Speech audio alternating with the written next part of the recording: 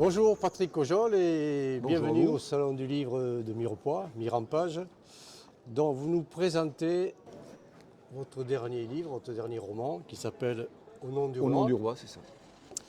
Et ma première question, a priori vu votre nom, vous n'êtes pas Je ne suis pas parisien non vous plus. n'êtes pas parisien, Non. ni peut-être même pas vendéen. Alors pourquoi vous s'intéresser à la Vendée? Alors je suis bien sûr ariégeois d'origine, de Domazan, mais j'ai vendu un jour un roman policier à une personne qui fait pas mal de généalogie et qui s'est aperçu que nous étions cousins à la 7e ou 8e génération par le biais d'un ancêtre vendéen dont m'avait parlé ma grand-mère.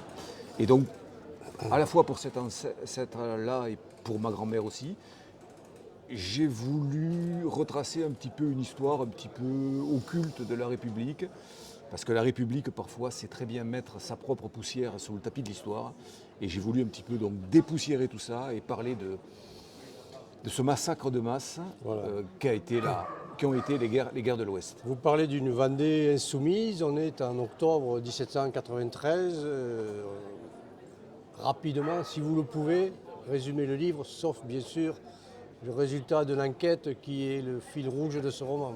Alors, ça part de l'histoire d'un petit Vendéen, d'un petit chirurgien vendéen qui coupe encore quelques barbes, quelques cheveux, qui n'est pas un va-t-en-guerre, hein, c'est pas Stallone, c'est pas Schwarzenegger, mais il suit parce que tout le monde se révolte.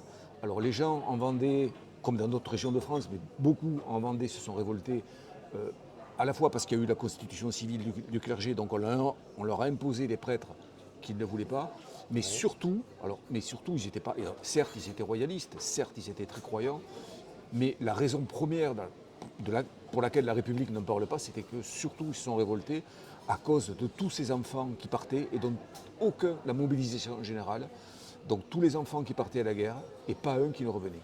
Voilà, et c'est pour ça qu'ils sont révoltés. J'ai lu ce livre, bien sûr, il m'a beaucoup plu.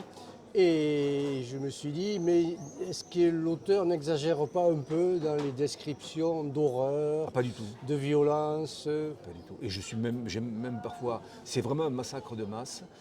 Alors je ne veux pas comparer ça avec la période des nazis, mais on est quand même un petit peu dans ce créneau-là. Quand ils faisaient fondre le corps des femmes pour en récupérer la graisse, ça, c'est pas inventé, les nazis l'ont fait, mais c'est un des exemples que je cite, et ça servait ensuite dans les hôpitaux, un petit peu comme... C'est abominable, c'était il y a 2 siècles, et ça a été vrai. Donc ça a été vraiment un massacre de masse, la République en parle très peu. Vous savez, nous ici, on est dans le sud, je suis ariégeois, je le répète, le catharisme, c'est pareil. À l'école, on ne m'a jamais entendu parler des bûchers, de Montségur, à peine. Mais après, Roquefixade, Puyvert, tout ça, j'ai jamais entendu parler. Donc il faut gratter vraiment profond dans les traces de l'histoire pour vraiment en trouver la substantifique. Je parlais de fil rouge au début de notre entretien, sans dévoiler. C'est quelque chose d'horrible aussi, mais Oui, encore je une fois, n'en parlerai pas parce que c'est la faut pas en trame du parler. livre. C'est une enquête qui est menée tout le long de votre roman et dont, bien entendu, l'issue est révélée à la fin du roman. Tout à fait à la fin.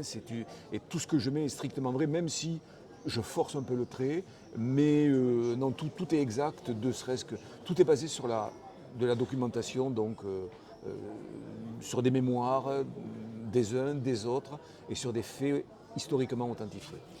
Merci Patrick Cojol et bonne vente au Salon du Livre de Mirepoix. Merci à vous. Au revoir.